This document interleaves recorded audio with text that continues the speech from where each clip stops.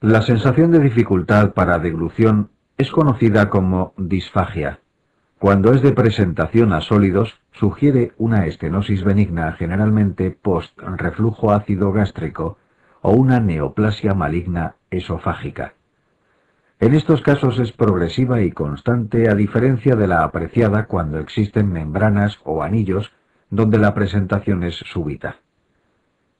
Si se debe a una enfermedad neurológica como Parkinson, Alzheimer o ictus, o musculares como las miopatías, la disfagia es tanto a sólidos como a líquidos. En general, en estas enfermedades los líquidos son peor tolerados. La sospecha de una enfermedad neuromuscular con disfaga a sólidos y líquidos obliga a realizar una manometría como prueba diagnóstica final, aunque no excluye la realización previa de una endoscopia, que siempre es conveniente para excluir procesos que mimeticen la enfermedad motora. En relación con la localización anatómica, es apropiado distinguir entre la disfagia orofaringea o del esófago superior y la del esófago inferior. La primera de ellas se distingue porque la sensación de disfagia es precoz y se acompaña de accesos de tos o aspiración al inicio de la deglución, incluso en ocasiones de regurgitación nasal. En un caso de disfagia se hace necesaria la visualización del tubo digestivo y la prueba diagnóstica de elección es la endoscopia. El tratamiento de la disfagia orofaringea, independientemente de su etiología, se basa en la administración de alimentos semisólidos o espesantes en los casos leves, y en los severos la nutrición por sonda nasogástrica. Y si la enfermedad no mejora y persiste la disfagia en el tiempo, se plantea como solución definitiva la realización de gastrostomía. Para iniciar el diagnóstico diferencial de la disfagia hay 3 preguntas clave. ¿Cuesta hacer los movimientos de tragar e iniciar la deglución? ¿La disfagia es para todo tipo de alimentos o se pueden beber líquidos sin disfagia? ¿La disfagia es constante y dolorosa o es intermitente?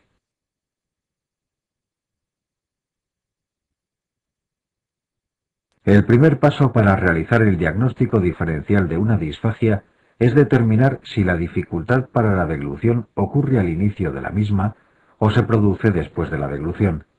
En el primer caso se trata habitualmente de una disfagia orofaringea, mientras que en el segundo es una disfagia esofágica. Si la disfagia esofágica es a sólidos pero no a líquidos, probablemente se trata de una obstrucción mecánica. Sin embargo, hay que recordar que cuando las obstrucciones mecánicas están muy avanzadas, pueden terminar produciendo disfagia a sólidos y líquidos. En cambio, una disfagia que desde el principio es a sólidos y líquidos sugiere un trastorno motor.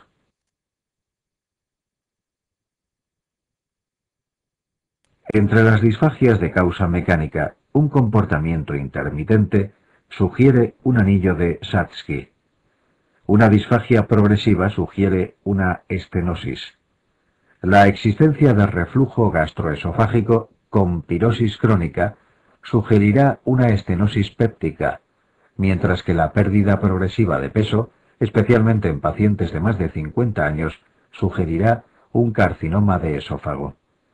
Entre las disfagias de causa motora hay que distinguir entre el espasmo esofágico difuso, la esclerodermia y la acalasia. La disfagia por alteración motora del esófago puede ser producida por espasmo esofágico difuso, acalasia y esclerodermia.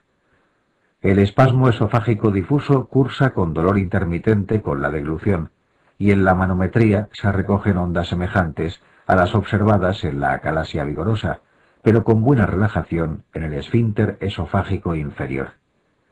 La acalasia es una enfermedad infrecuente que cursa con deplección de las neuronas de los plexos intramurales de la pared del esófago inferior y condiciona debilidad motora y, por tanto, disfagia a sólidos y líquidos.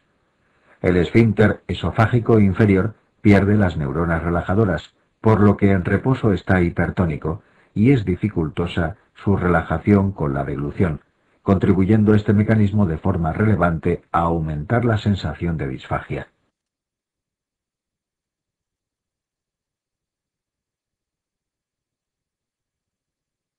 La manometría es la prueba diagnóstica, observándose hipertonía del esfínter esofágico inferior y mala relajación, siendo este último punto el más importante para el diagnóstico. Además, se observan ondas de escasa amplitud y gran duración en el tercio inferior del cuerpo esofágico. Para el diagnóstico definitivo se requiere una endoscopia que excluya causas secundarias, sobre todo tumorales que simulen una acalasia. Se asocia a esofagitis, no por reflujo ácido, y mayor riesgo de carcinoma esofágico. Una variante de la acalasia, conocida como vigorosa, se caracteriza por cursar con idéntica alteración manométrica en el esfínter y ondas de gran amplitud, repetitivas, en tercio inferior del esófago. En realidad, la acalasia vigorosa no es una enfermedad o entidad clínica como tal, sino que se trata generalmente de una acalasia en fases iniciales de su evolución, y que por la denervación de la pared esofágica presenta contracciones de gran amplitud, por lo que además de disfagia puede tener episodios de intenso dolor torácico, retroesternal y en ocasiones odinofagia. En la esclerodermia se produce atrofia y fibrosis del músculo esofágico inferior, condicionando disfagia por hipoperistaltismo y ondas en cuerpo esofágico de escasa amplitud y larga duración, pero con hipotonía basal y relajación adecuada del esfínter con la deglución. En la amiloidosis se produce un cuadro similar con infiltración del esfínter esofágico inferior por material amiloide que impide tanto su relajación como su cierre completo, pudiendo coexistir dilatación del esófago inferior con reflujo.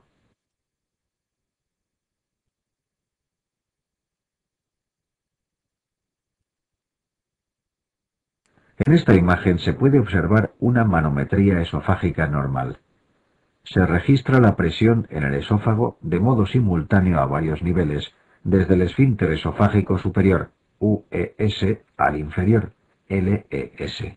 A tiempo cero se produce el inicio de la deglución con un cambio de presión detectable solo en la primera porción del esófago a nivel del esfínter esofágico superior.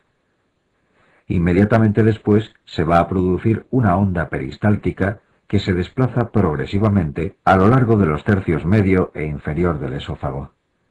Obsérvese que durante esta progresión el esfínter esofágico inferior se relaja progresivamente hasta que tras el paso del bolo alimenticio eleva su presión cerrándose. Este cierre evita el reflujo gastroesofágico. En el caso del espasmo esofágico difuso, la onda peristáltica se produce simultáneamente a lo largo de todo el esófago. Esta situación impide la progresión del sólido y además provoca un intenso dolor retroesternal. Puede estar desencadenado o no por reflujo ácido.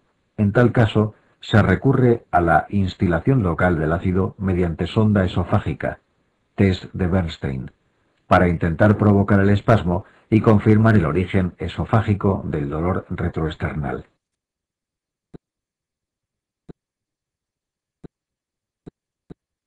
En el caso de la acalasia, el inicio de la onda peristáltica esofágica en el tercio superior se acompaña simultáneamente de un aumento en el tono del esfínter esofágico inferior que va a impedir el paso de sólidos del esófago al estómago. Se describen dos tipos de acalasia primaria: la acalasia clásica con contracciones de baja amplitud y la acalasia vigorosa de gran amplitud y repetitiva. En la acalasia nunca se produce reflujo gastroesofágico. En la esclerodermia y en la amiloidosis, el esfínter esofágico inferior no se relaja, pero tampoco se contrae, y el tercio inferior del esófago presenta ondas de baja intensidad. Al igual que en la acalasia, se va a producir una dilatación del tercio inferior del esófago, pero a diferencia de esta, se puede observar reflujo gastroesofágico por la falta de cierre del esfínter. En esta imagen pueden verse algunas imágenes típicas de la acalasia, en la cual la insuficiencia del esfínter esofágico inferior para relajarse en respuesta a la deglución causa peristalsis ineficaz o ausente del tercio distal del esófago. En la imagen de la izquierda, el esófago dilatado con ausencia de paso de contraste hacia el estómago.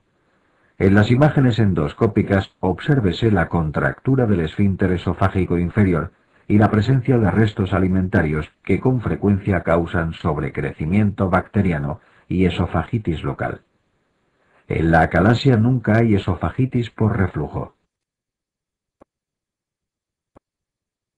La complicación más frecuente de la acalasia es la aspiración traqueal, observable hasta en el 30% de los casos. La aparición de cáncer de esófago puede complicar un 2 a 7% de las acalasias. Por último, recuerden que la esofagitis en la acalasia es relativamente frecuente, pero siempre por crecimiento micótico o bacteriano, o por irritación de los alimentos retenidos, pero nunca por reflujo. El tratamiento de elección en la acalasia es la dilatación con balón, que ha sustituido con ventaja a la dilatación mediante la deglución de bujías de tamaños progresivos. Es efectiva en el 85% de los pacientes, aunque ofrece menos resoluciones definitivas a largo plazo que la cirugía. Las principales complicaciones esperables son la perforación y la hemorragia. Es habitual que tras la dilatación el esfínter quede incompetente y haya reflujo. Son contraindicaciones absolutas la existencia de divertículos epifrénicos, la presencia de formas anómalas del esófago, miotomías previas o grandes hernias de hiato. Tampoco se recomienda como técnica de elección en niños. En jóvenes el porcentaje de éxito se reduce a un 50%. El tratamiento quirúrgico consiste en la miotonía submucosa de Heller.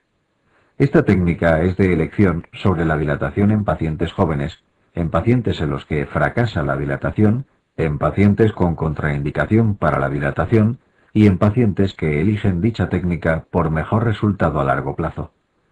La complicación principal de la miotomía a corto plazo es la neumonía por aspiración y la tardía el reflujo gastroesofágico, por lo que la miotomía de Heller se suele modificar añadiendo una técnica de antirreflujo tipo fundusplicatura. Una alternativa quirúrgica a la miotomía es la resección esofágica y sustitución por estómago tubulizado. Esta cirugía se usa como rescate cuando falla la miotomía y en situaciones de megaesófago o esófago sigmoide. El tratamiento médico utilizado ha consistido habitualmente en nitritos y antagonistas del calcio como el nifedipino. Su efecto es fundamentalmente sintomático y se utilizan de modo temporal en edades extremas de la vida, niños y ancianos. La toxina botulínica administrada vía endoscópica en esófago distal se reserva para los casos de imposibilidad de someterse al tratamiento dilatador o la miotomía.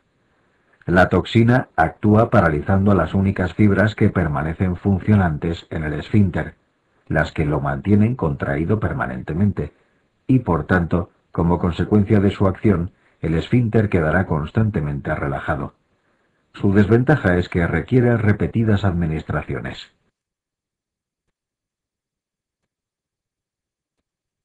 La miotomía de Heller consiste en una incisión longitudinal a nivel del esfínter esofágico inferior, iniciándose junto a los pilares del diafragma, paralela a la línea del nervio vago anterior.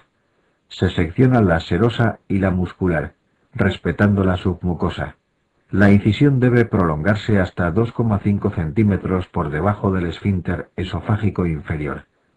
La principal dificultad de la técnica reside en la posibilidad de dejar dicho esfínter insuficiente, por lo que habitualmente la miotomía de Heller se combina con distintas técnicas antirreflujo realizadas tanto por abordaje torácico como abdominal.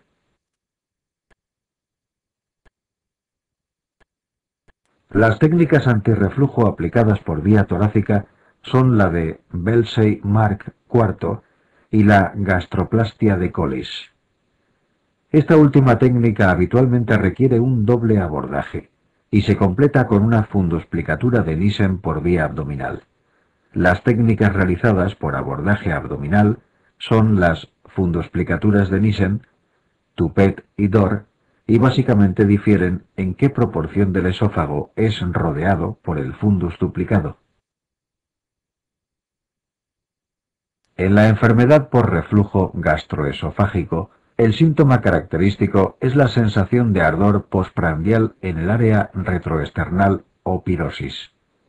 Este síntoma, más aún si se acompaña de la regurgitación ácida, es tan sugerente de enfermedad por reflujo gastroesofágico que no se necesita medida diagnóstica alguna, y se inicia tratamiento con inhibidores de la bomba de protones de forma empírica. En los casos con otros síntomas añadidos como disfagia, dolor precordial, dolor esternal, etc., se requiere una endoscopia.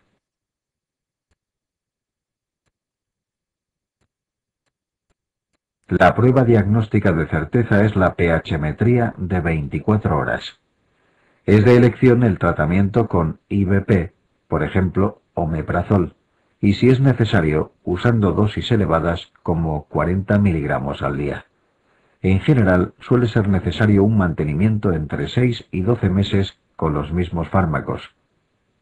Y ocasionalmente, si existen recurrencias, puede considerarse el mantenimiento indefinido o la indicación quirúrgica.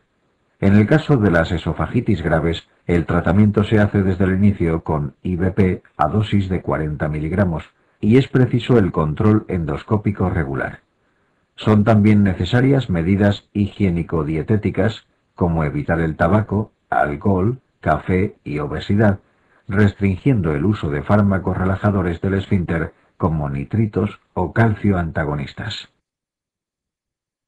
Aunque la prueba diagnóstica de certeza es la pH-metría de 24 horas, su uso queda restringido a los casos con recurrencia o refractariedad al tratamiento con IVP, control pre- y posquirúrgico o presentaciones con síntomas predominantemente extraesofágicos, como tos nocturna, disfonía, síncopes, etc.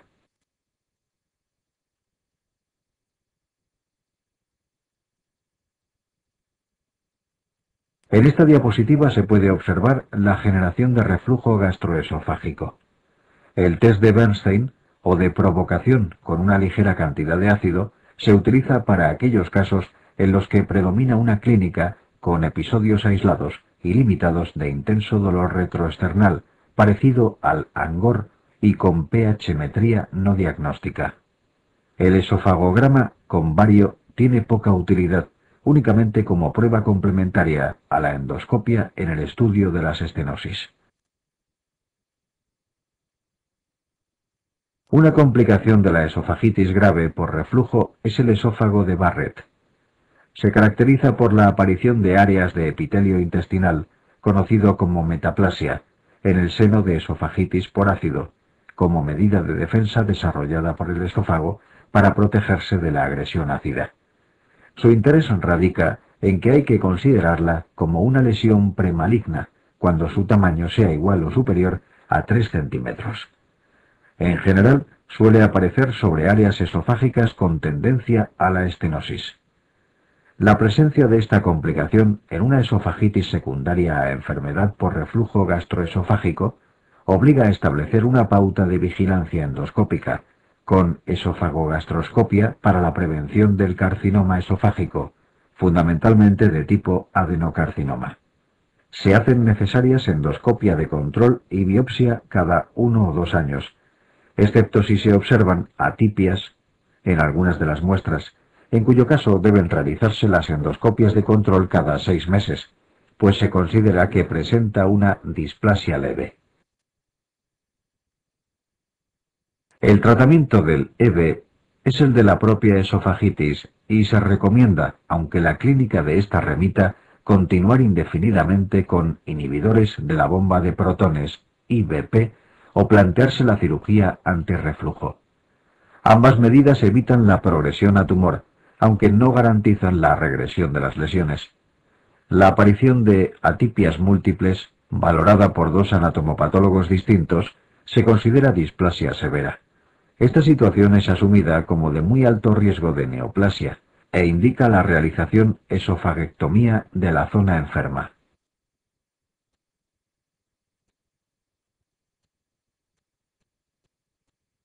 El esófago de Barrett es el principal factor carcinogénico conocido en los adenocarcinomas de esófago, entidad esta limitada a un 20% del total de los cánceres de esófago.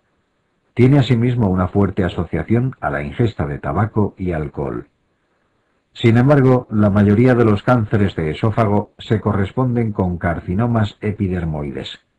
Una de sus características es la frecuencia de síntomas paraneoplásicos que incluyen hiperkeratosis palmar, elevación del péptido similar a PTH y de ACTH. En su etiología se han implicado tabaco, alcohol, cáusticos, nitritos, micotoxinas, síndrome de Plummer-Vinson, tilosis, calor local, reflujo, espasmo esofágico y déficits de algunos oligoelementos como el molibdeno o el zinc y la vitamina A.